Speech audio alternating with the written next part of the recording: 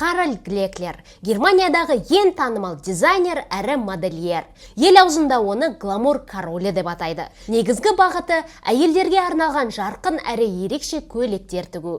Өзінің айтуынша, алғашқы көйлекті 7 жасында әпкесіне арнап тіккен екен. Қазіргі таңда Харальд Пампус брендімен әйелдерге арналған дизайнерлік көйлектер ғана емес, аяқ киім, аксессуарлар, бижутерия, иіссулар, косметика, төсек орын жабдығы, тіпті дизайнерлік жиһаз да шығарады. Сондықтан Харальд Германияның ең бай адамдарының бірі. Бірақ жылдар өзінікін алмай қоймайды. 40 жастан аса бастағанда Харальдтың бетіне әжімдер түсе бастағандықтан ол пластикалық операцияға жүгініп бетін тартқызады. Ол мұнымен тоқтамай, қасын алып тастап, орнына татуаж жасатты. Мимикалық әжімдерді құрту үшін ботекс салдырып, еріндерін үлкейтті. Нәтижесінде кезінде тартымды жарқын жүзді болған жігіт қазір ұсқынсыз кәрі қуыршаққа немесе сайқымазаққа ұқсап қалды. Алайда ел жұрттың мазағы оны алаңдатпайтын көрінеді. 57 жасар Харальд өте бай. 19 ғасырда салынған алып сарайды сатып алып, иті екеуі сонда тұрады екен. Өзін әлемдегі